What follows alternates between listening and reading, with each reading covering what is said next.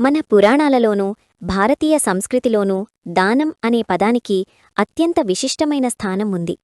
సంపాదించడం ఎంత ముఖ్యమో, సంపాదించిన దానిలో కొంత భాగాన్ని సమాజానికి, దైవకార్యాలకు వినియోగించడం అంతకంటే ముఖ్యం.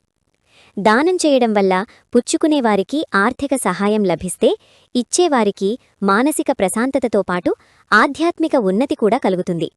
ముఖ్యంగా దేవాలయాల్లో చేసే దానాలకు అనంతమైన ఫలితం ఉంటుందని మన పండితులు చెబుతుంటారు. ఆలయాల్లో మనం చేసే కొన్ని దానాలు కేవలం ఆచారాలుగా కాకుండా మన వ్యక్తిత్వాన్ని శుద్ధి చేసే సాధనలుగా పనిచేస్తాయి.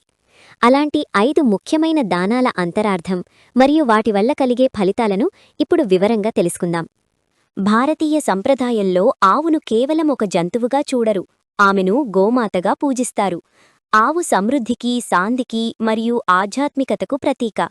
ఆలయాలకు అనుబంధంగా ఉన్న గోశాలలకు దానం చేయటం వల్ల మనలో తెలియని సానుకూల మార్పు కలుగుతుంది. మూగజీవి పట్ల చూపే కరుణ మనలోని స్వార్థాన్ని, అత్యాశను తగ్గించి వ్యక్తిత్వాన్ని ఉన్నతంగా తీర్చిదిద్దుతుంది. గోసేవలో భాగంగా గోశాలల నిర్వహణకు విరాళాలు ఇవ్వడం, ఆవులకు పచ్చగడ్డి, తవుడు లేదా ధాన్యాలు సమర్పించడం ఉత్తమమైన దానంగా భావిస్తారు. ఈ సేవ వల్ల కుటుంబంలో లక్ష్మీకటాక్షం కలుగుతుందని, పిల్లలకు మంచి బుద్ధి అలవడుతుందని విశ్వాసముంది. అంతేకాదు, ఇది మనల్ని ప్రకృతికి మరింత దగ్గర చేస్తుంది. అన్నదానం అన్ని దానాల్లోనూ మిన్న అనేది శాశ్వత సత్యం. ఆకలితో ఉన్న వ్యక్తి కడుపు నింపినప్పుడు కలిగే తృప్తి మరే ఇతర దానంతోనూ పోల్చలేం. ఆధ్యాత్మికంగా ఆహారం అనేది కేవలం తిండి మాత్రమే కాదు, అది మన ప్రాణశక్తికి ప్రతిరూపం. అందుకే అన్నదానానికి అత్యున్నత స్థానం ఉంది. పురాణాల ప్రకారం అన్నదానం చేయడం వల్ల గత జన్మల కర్మదోషాలు తొలగిపోతాయి. ఆలయాల్లో జరిగే నిత్యాన్నదానానికి బియ్యం, పప్పులు, నూనె వంటి సరుకులు సమర్పించడం ద్వారా కూడా అదే ఫలితం లభిస్తుంది. అన్నదానం చేస్తూ ఉండగా భగవంతుడు మనకు ఇస్తున్న ఆహారం పట్ల కృతజ్ఞతాభావం పెరుగుతుంది. ఇతరుల ఆకలిని తీర్చడం వల్ల అహంకారం తగ్గి వినయం పెరుగుతుంది. చాలామంది దానమంటే డబ్బు లేదా వస్తువులు ఇవ్వడమే అనుకుంటారు. కాని అన్నిటికంటే గొప్పదానం శ్రమదానం లేదా సేవ. మన సమయాన్ని, శక్తిని భగవంతుడి కోసం మరియు భక్తుల కోసం వినియోగించడమే నిజమైన ఆలయసేవ. తిరుపతి, శ్రీశైలం, యాదగిరిగుట్ట వంటి పుణ్యక్షేత్రాల్లో భక్తులకు నీరు అందించడం, వృద్ధులకు సహాయం చేయడం, క్యూలైన్లను క్రమబద్ధీకరించడం వంటి పనులన్నీ నిష్కామకర్మకు ఉదాహరణలు. ఎలాంటి ప్రతిఫలం ఆశించకుండా చేసే ఈ సేవల వల్ల మనస్సు శుద్ధి చెందుతుంది. ప్రతి పనిని ఒక ఆరాధనగా భావించినప్పుడు అహంకారం నశించి ఆధ్యాత్మిక చింతన పెరుగుతుంది. సేవ వల్ల లభించే ఆత్మసంతృప్తి వెలకట్టలేనిది.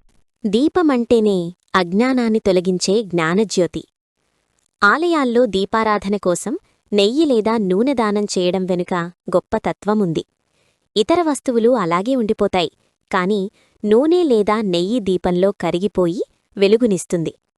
ఈ కరిగిపోవడం అనేది మనల్ని మనం భగవంతునికి సమర్పించుకునే సంకేతం. ఆవు నెయ్యి, నువ్వుల నూనె లేదా ఇతర పవిత్ర నూనెలను దీపాలకు సమర్పించడం వల్ల మనలోని అజ్ఞానం తొలగి జ్ఞానోదయం కలుగుతుందని నమ్మకం. ఈ దానం మానసిక ప్రశాంతతను కలిగించి నిర్ణయాల్లో స్పష్టతనిస్తుంది. వెలుగును పంచే ప్రక్రియలో భాగస్వామ్యం కావడం వల్ల మన జీవితాల్లోని చీకట్లు కూడా క్రమంగా తొలగిపోతాయి. వస్త్రమనేది మనిషి యొక్క గుర్తింపుకు, సామాజిక హోదాకు చిహ్నం.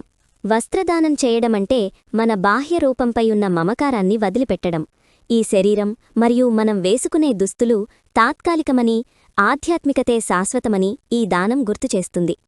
ముఖ్యంగా జీవితంలో పెద్ద మార్పులు లేదా కెరీర్లో ఒడిదుడుకులు ఎదురైనప్పుడు వస్త్రదానం చేయడం వల్ల సానుకూల ఫలితాలు ఉంటాయని పండితులు చెబుతుంటారు.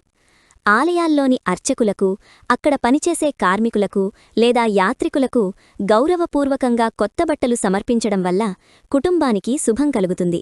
ఇది మనలోని వితరణ గుణాన్ని పెంచి సమాజంలో గౌరవాన్ని పెంచుతుంది. సంపాదించిన దానిని అనుభవించడం భోగమైతే దానం చేయడం యోగమవుతుంది. ఆలయాల్లో చేసే ఈ 5 రకాల దానధర్మాలు కేవలం దైవానుగ్రహం కోసం మాత్రమే కాకుండా మనల్ని మనం సంస్కరించుకునేందుకు కూడా ఉపయోగపడతాయి. నేను ఇస్తున్నాను అనే అహంకారం లేకుండా భగవంతుడు నాకిచ్చిన దానిని తిరిగి ఆయనకే సమర్పిస్తున్నాను అనే భావనతో దానం చేసినప్పుడు ఆ ఫలితం 100 రెట్లు పెరుగుతుంది. ఇటువంటి దానాలు చేసే ఇల్లు ఎప్పుడూ సుఖసంతోషాలతో, సిరిసంపదలతో వర్ధిల్లుతుంది.